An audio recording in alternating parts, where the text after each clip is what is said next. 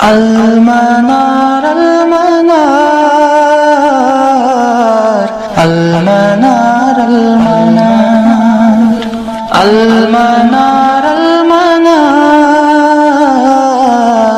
المنار المنار اے امین علم و فن، اے حکمتوں کے انجمن، تجھ پہ نازاں ہے چمن، تجھ پہ نازاں ہے چمن۔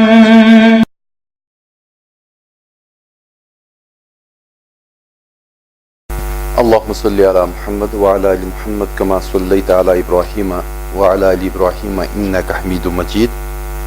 اللهم بارك على محمد وعلى آل محمد كما باركت على إبراهيم وعلى آل إبراهيم إنك حميد مجيد. آج جو چیز ہمیں پڑھنی ہے وہ اسلام کا نظریہ علم، اسلامی علمیات، اور انگریزی میں ہم اس کو ایپسٹمولوجی کے نام سے جانتے ہیں، اسلامک ایپسٹمولوجی، کہ آپ کس چیز کو علم کہہ سکتے ہیں۔ تو آج اس پہ بات ہوگی انشاءاللہ، 2 لیکچرز میں یہ مکمل ہوگا، اسلام کا نظریہ علم۔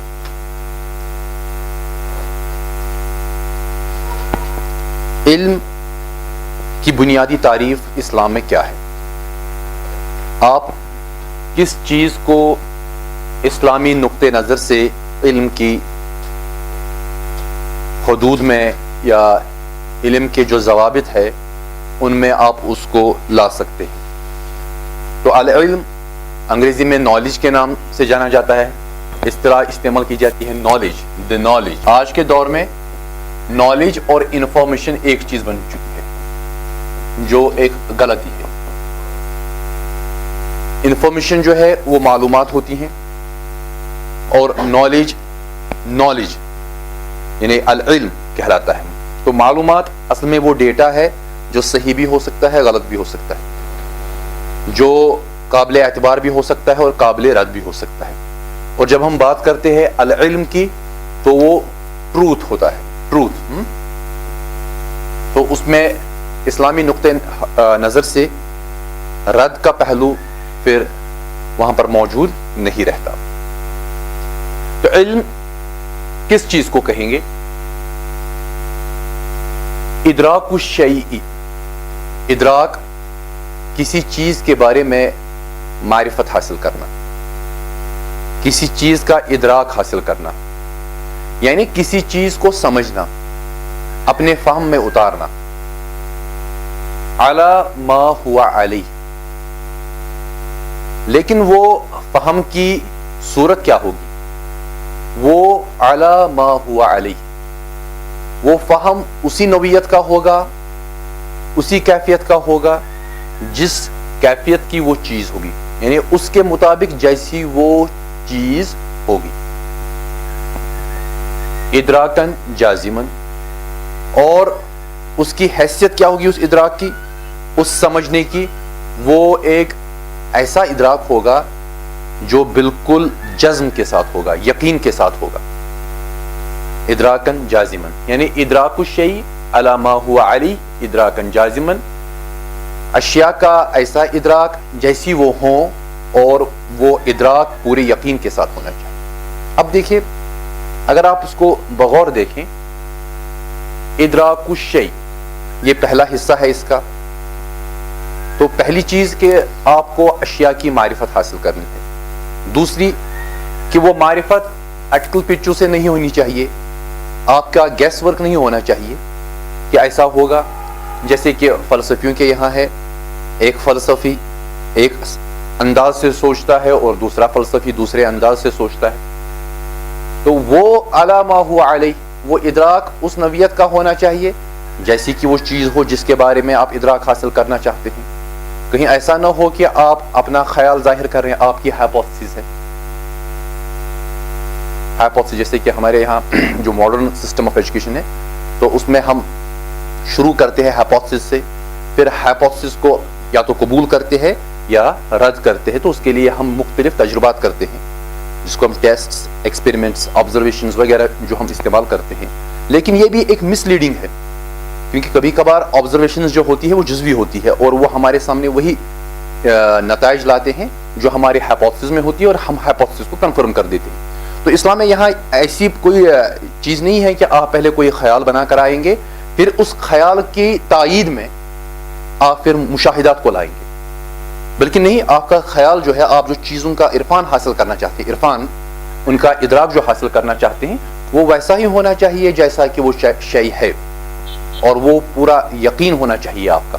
ये नहीं कि इट मे बी, जैसा कि हम अक्सर मॉडर्न सिस्टम में कहते हैं कि हो सकता है, ऐसा भी हो सकता है।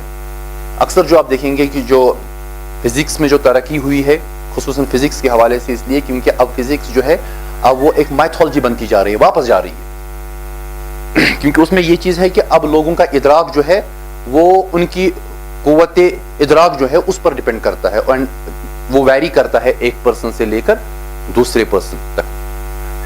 हॉकिंस की मशहूर थेरियां जो है वो अक्सर इन्हीं तवहुमात पर अब टिकी हुई है, अब वो आहिस्ता आहिस्ता आहिस्ता आहिस्ता फिक्शन बनती जा रही है। तो ये मॉडर्न सिस्टम जो है उसमें ये प्रॉब्लम है, क्योंकि लोगों का फहम वहां पर काबिल कबूल होता है। हकाइक कैसे भी हों, लोगों के फहम के मुताबिक जिस तरह उनको पेश किया जाता है, हम उसी तरह उनको कबूल करते हैं। तो कुछ शै अला मा हुवा अलैहि इदराकन जाज़िम, क्योंकि मामला दीन का है, इसलिए वहां पर इंसान का फहम काम नहीं करेगा कि मुझे इस तरह मालूम हो रहा है या मुझे बात इस तरह समझ आ रही है। तो उसमें ये बुनियादी तारीफ जो है इल्म की, ये आपके जहन में रहनी चाहिए जब हम इंशाअल्लाह इस पे मजीद बात करेंगे, क्योंकि ये तो लास्ट में फिर आएगी, फिलहाल आप उसको जहन में रखिए। तो ताल्लुक पैदा होता है इदराक और अशिया के दरमियान, आपका इदराक और फिर वो अशिया जिनके बारे में आप इदराक हासिल करना चाहते हैं। तो दो चीजें हैं, एक तो आपका ऑब्जेक्ट ऑफ स्टडी है जिसको आप ले रहे हैं, जिस पे आप काम कर रहे हैं, और फिर आपका ताल्लुक जो सब्जेक्ट है उसका ताल्लुक ऑब्जेक्ट से जो है, वो ताल्लुक जो है वो ताल्लुक मुख्तलिफ डिग्रीज का होता है, उसमें मुख्तलिफ दराजात होते हैं, उसमें मुख्तलिफ लेवल्स होती हैं कि जब भी आप चीजों को ऑब्जर्व करना चाहेंगे।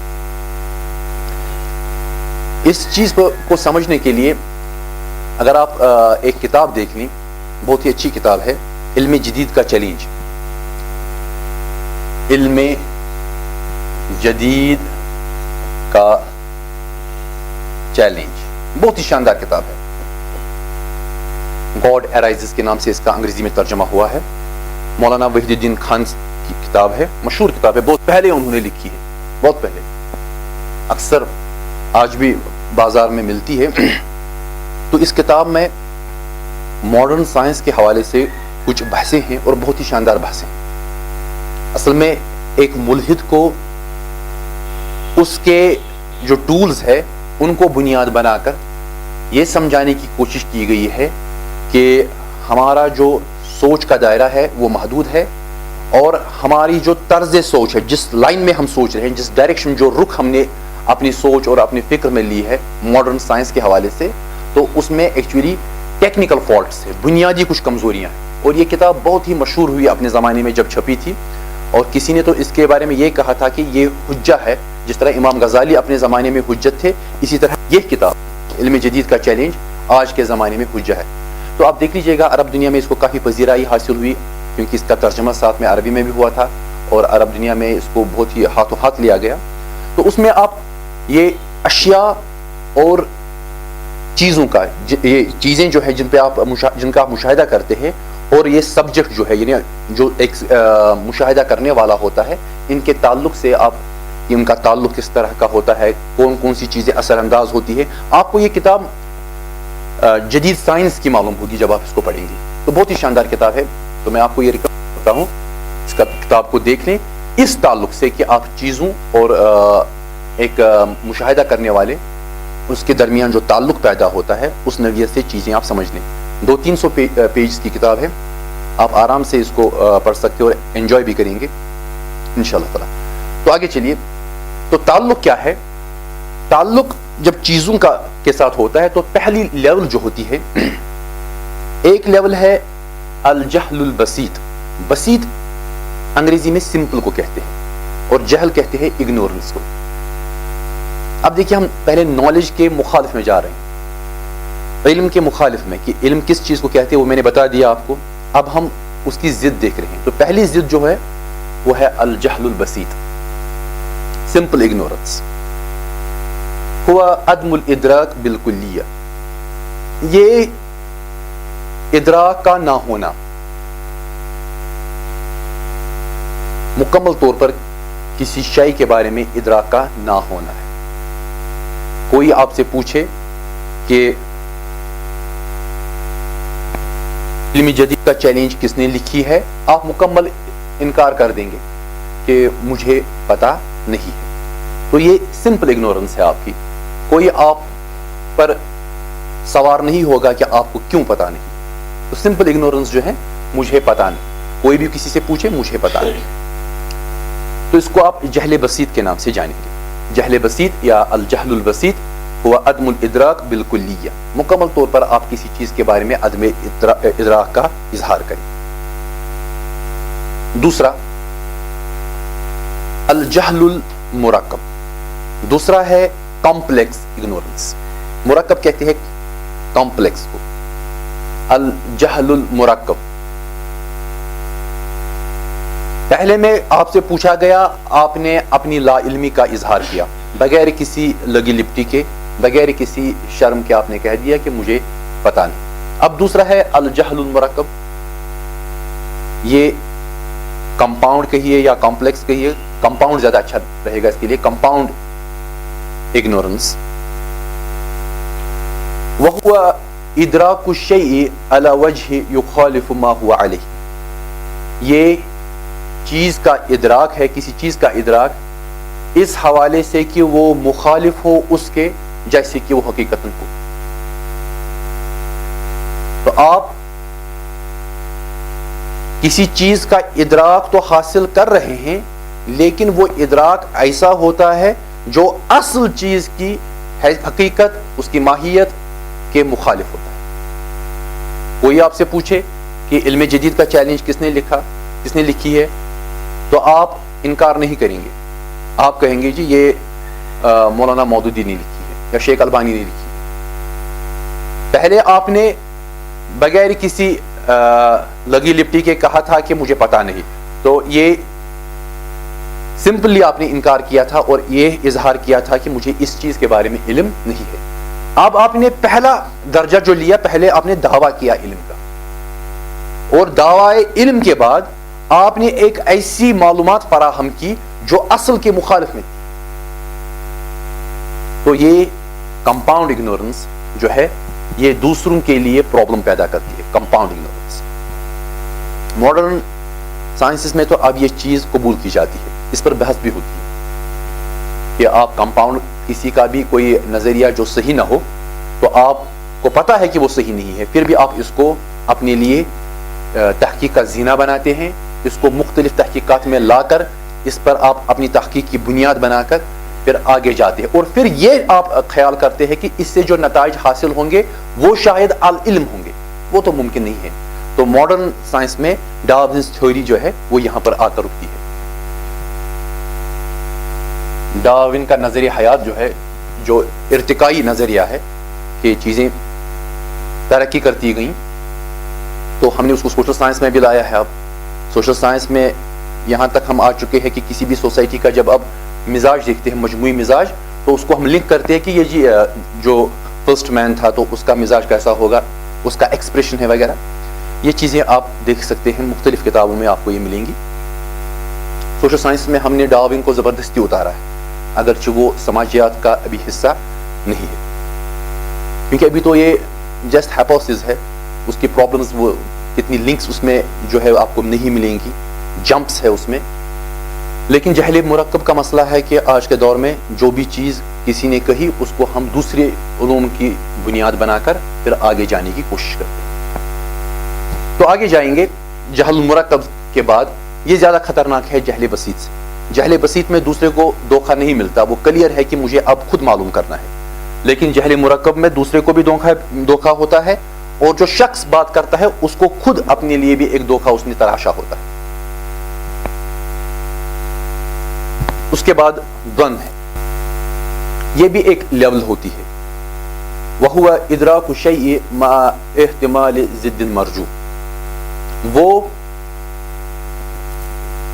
کسی چیز کا ادراک اس احتمال کے ساتھ کہ اس کا مرجو ضد موجود ہے، اس کا اپوزٹ لیکن جو مرجو ہے وہ موجود ہے. ایک تو راجع ہوتا ہے، دوسرا مرجو ہوتا ہے، تیسرا رجحان ہوتا ہے. رجحان کہتے ہیں ہم ترجیح دینے کو. ترجیح، ہم چیزوں کو ترجیح دیتے ہیں. ہمارے پاس دو آپشنز ہوتے ہیں تو ہم دو میں سے ایک کو ترجیح دیں گے، ایک کو پریفر کریں گے، اور دوسرے کو ہم پریفر نہیں کریں گے. تو جس چیز کو آپ پریفر کرتے ہیں اس کو آپ راجح کہتے ہیں. راجح فقہ میں آپ نے پڑھا ہوگا، اس چیز کو آپ راجح کہتے ہیں.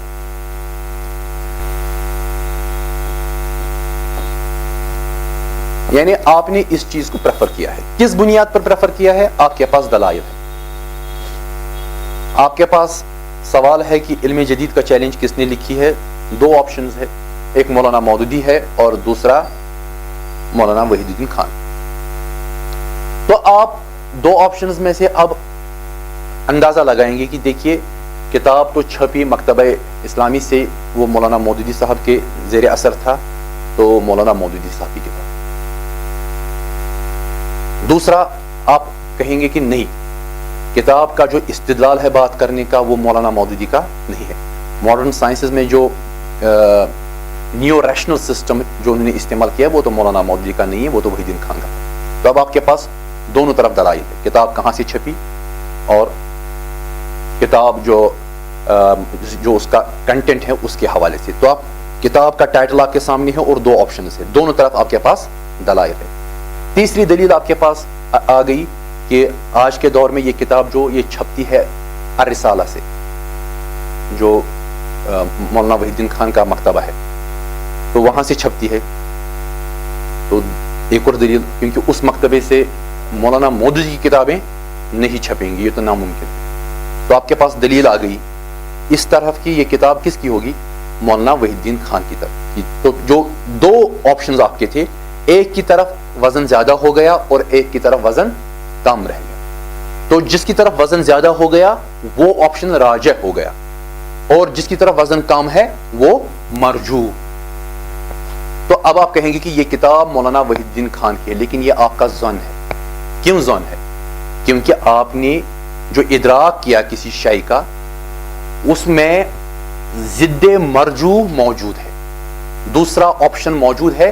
اگرچہ آپ نے اس کو رد پورا نہیں کیا، لیکن وہ وہاں پر بحیثیت ایک آپشن موجود ہے، لیکن اس میں ابھی دلائل زیادہ نہیں ہے. اگر دو تین دلائل اور اس کے حق میں آ جائیں تو وہ آگے جا سکتا ہے، اور جس آپشن کو آپ نے لیا ہے وہ مرجو بن سکتا ہے.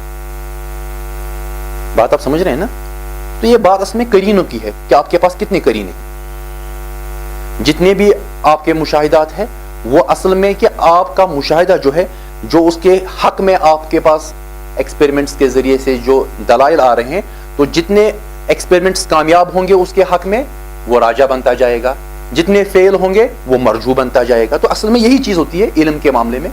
تو یہاں بھی یہی ہے کہ آپ کے پاس احتمال ہے ضد مرجو کا، وہ موجود ہے وہاں پر، اس کا احتمال ہے.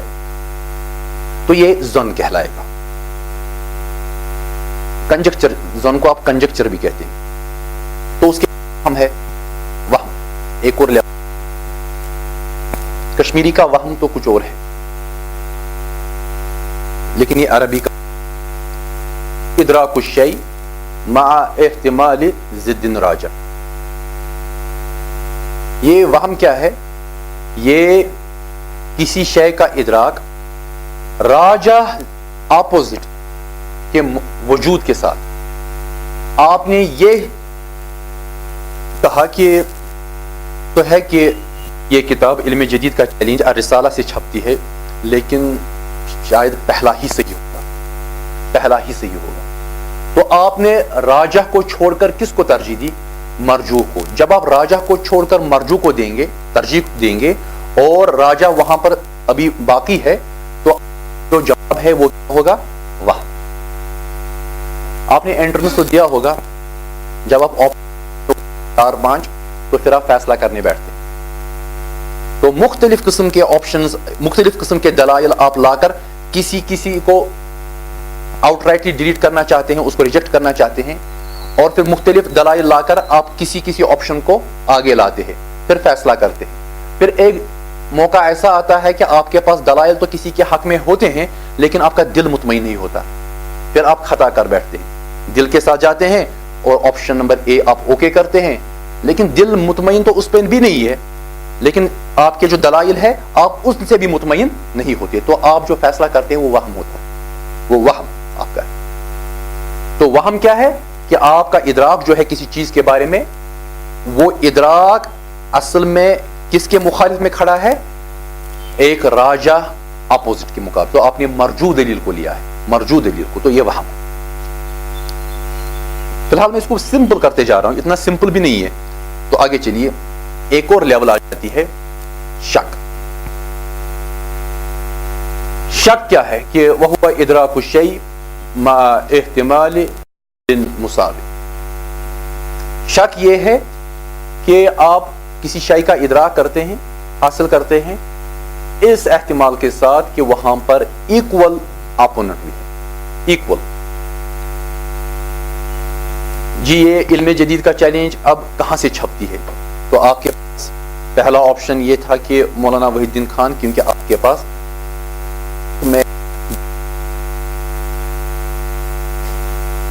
ایک دلیل تو یہ تھی کہ یہ کتاب رسالہ سے چھپتی ہے. دوسری دلیل یہ ہے کہ اس کتاب کا انداز تحریر یا جو طریقہ استدلال ہے وہ مولانا مودودی کا نہیں ہے.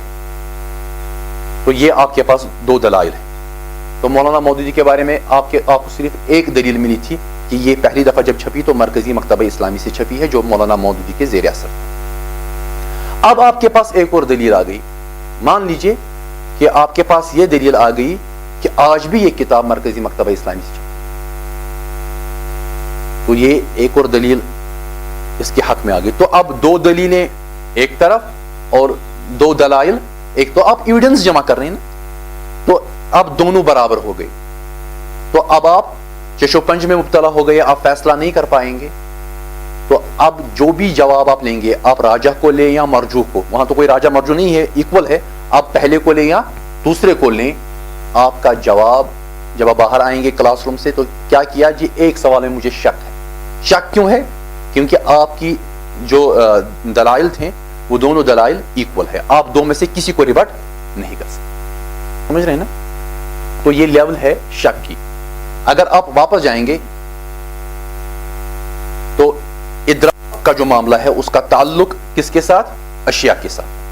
تو کس درجے کا ہوگا؟ پہلا درجہ تو یہ ہوگا کہ جہل بسیط, آپ ٹوٹل انکار کر دیں گے کہ مجھے پتہ نہیں. دوسرا جہل مرکب, آپ کنفیوز کر دیں گے, آپ ایسا جواب دیں گے جو اصل سے مخالف ہوگا. تیسرا آپ کا ظن ہوگا, ظن میں مرجوح اپوننٹ جو ہے, اپوزٹ جو ہے وہ قائم رہتا ہے. وہم ہوگا, آپ راجح اپوزٹ کو قائم رکھیں گے اور مرجوح کو ترجیح دیں گے. اور تیسرا شک کہ دونوں برابر تھے اور آپ کو فیصلہ کرنا پڑا, تو پھر آپ وہی کشمیری والا معاملہ جو اوکس بوکس کرتے ہیں تو فیصلہ کر دیتے ہیں. تو یہ سٹیجز ہے جو تعلق ان دو کے درمیان ہے.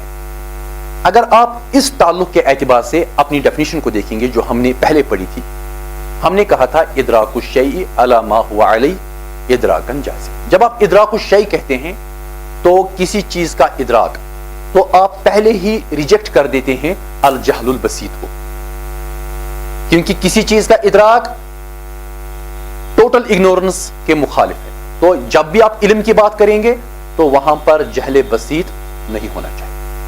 وہاں پر آپ یہ نہیں کہیں گے کہ پتہ نہیں. دوسرا, جب آپ کہتے ہیں کہ علی ما هو علیہ, تو اس سے جہل مرکب وہ ہے رد ہوتا ہے. کیسے؟ کیونکہ جب آپ کہیں گے علی ما هو علیہ وہ آپ کا ادراک ویسا ہی ہونا چاہیے جیسی کہ وہ چیز ہو. تو اس کا مطلب یہ ہے کہ وہاں پر جہل مرکب نہیں, آپ گیس ورک سے کام نہیں لیں گے, ایسی بات نہیں کہیں گے جو اصل کے مخالف ہوں. ٹھیک. اور تیسرا جب آپ کہتے ہیں کہ ادراکن جازمن, کہ وہ بالجزم آپ کا ادراک ہونا چاہیے, تو وہاں پر ظن بھی نہیں رہے گا, کیونکہ ظن میں شک رہتا, ظن میں بھی رہتا ہے کہ ہے یا نہیں ہے. وہاں پر وہم بھی نہیں رہے گا, وہاں پر شک بھی نہیں رہے گا. تو یہ تینوں چیزیں ڈسکارڈ ہوتی ہیں جن میں راجع اور مرجوح کا معاملہ رہتا ہے. تو اس کے بعد آپ کے پاس جو چیز آتی ہے اس کو آپ العلم کہتے ہیں, دی نالج, اور یہی ٹروتھ بھی ہوتا ہے. یہ کنجکچر, ہائپوتھیسس وغیرہ کا معاملہ نہیں ہے. یہاں تک آپ اپنی ذہن سازی کر لیجئے. اگر بات کلیئر ہے تو ہم آگے جائیں گے. ادراک الشیء علی ما هو علیہ ادراکا جازما. اگر آپ اس چیز کو سمجھیں گے کہ چیزوں کو دیکھنے کا جو آپ کا معیار ہے, آپ کا جو نظریہ ہے, وہ بدل جائے گا. جس دن میں نے تاریخ پڑھی اس زمانے سے چیزوں کو دیکھنے کا جو معیار میرا تھا وہ بدل چکا ہے, کہ میں اب چیزوں کو اس معیار سے دیکھتا ہوں. کوئی چیز جس کو میں دیکھتا ہوں وہ اس ڈیفینیشن میں فٹ بیٹھتی ہے, میں لیتا ہوں. نہیں بیٹھتی ہے تو میں پھر اس پہ سوچتا ہوں کہ ممکن ہے کہ یہ صحیح بھی ہو سکتی ہے, غلط بھی ہو سکتی ہے. کیونکہ ماڈرن سسٹم میں ہم نے اب ہر ایک چیز کو لینا شروع کر دیا. جو بھی چیز اخبار میں آتی ہے وہ ہمارے لیے یہی درجہ رکھتی ہے. تو آگے جائیں گے. ذرائع علم, سورسز آف نالج, اسلام کے حوالے سے ہم بات کریں. ذرائع علم کی سورسز آف نالج کیا ہے؟ قال بقیۃ ابن ولید, بقیہ ابن ولید تبع تابعین میں سے ہیں. قال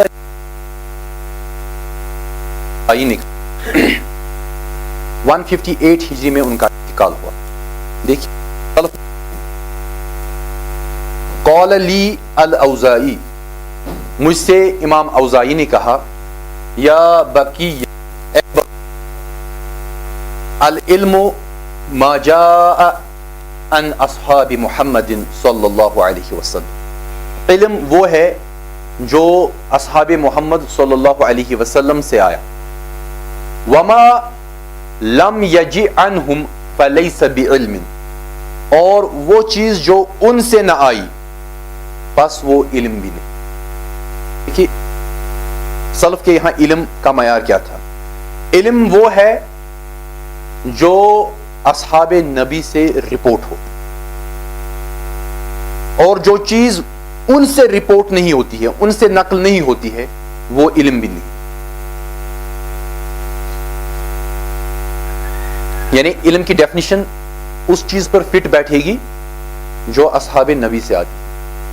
اگر وہ وہاں سے نہیں آتی ہے پھر یا تو وہ جہل مرکب ہے, یا جہل بسیط ہے, یا ظن ہے, یا وہم ہے, یا شک ہے.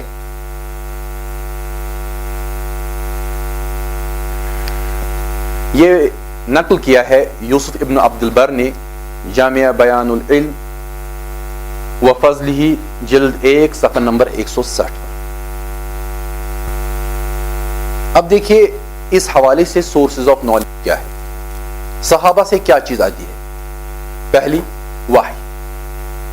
وحی تو اس میں دو چیزیں ہیں, القرآن والحدیث, اور دوسرا اجماع. اجماع کنسنسس. اب کنسنسس کی دلیل وہی ہے جو قرآن کی ہے. اکثر علماء اس کو الگ نہیں لیتے, اس کو وہ جب ہم قرآن کہتے ہیں, حدیث کہتے ہیں, تو وہ خود بخود اس میں آ جاتی ہے. لیکن یہاں پر اس پر زور دینے کے لیے میں نے اس کو الگ بھی لیا ہے. اجماع جو ہے اس کی دلیل سورہ نساء کی آیت نمبر 115 ہے, وَمَن يُشَاقِقِ الرَّسُولَ مِن بَعْدِ مَا تَبَيَّنَ لَهُ الْهُدَى,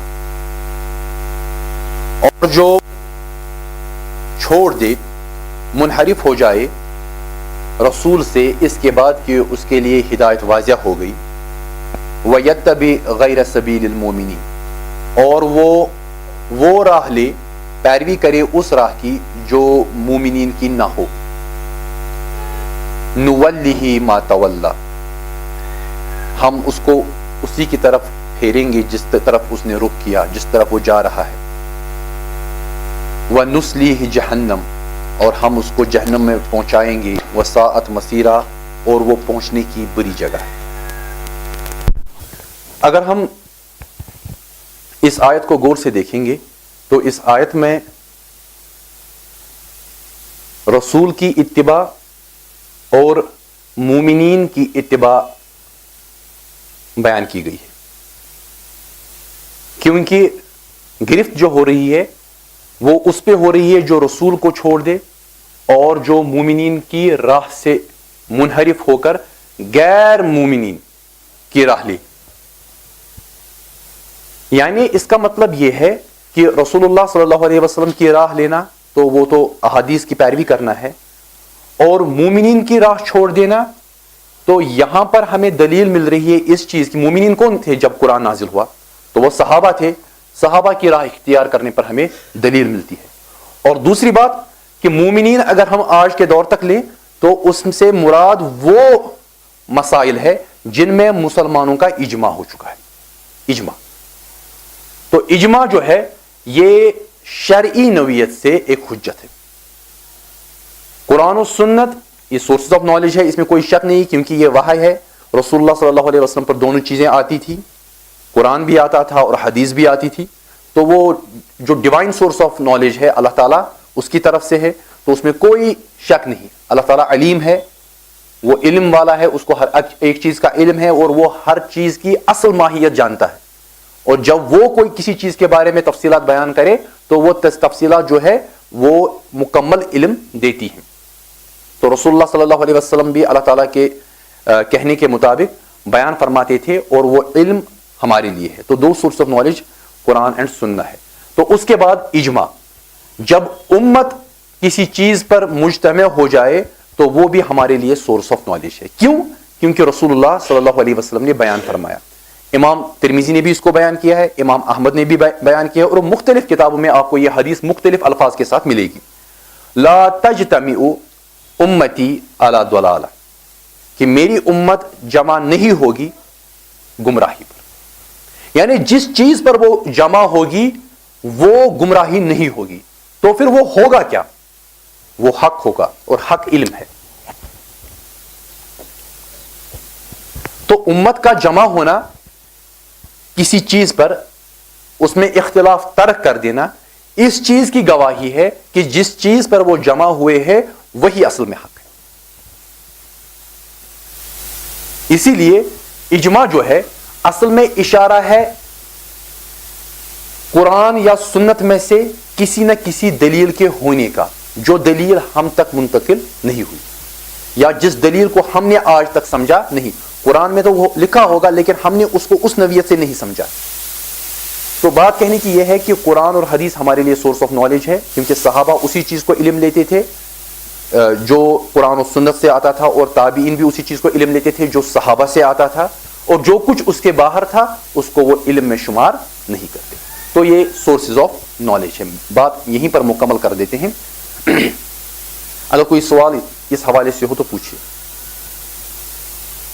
اللہ ربی واحد وأنا بذلك أشهد لا مبدئي وأصول بالرغم ممن يجحد وشهادتي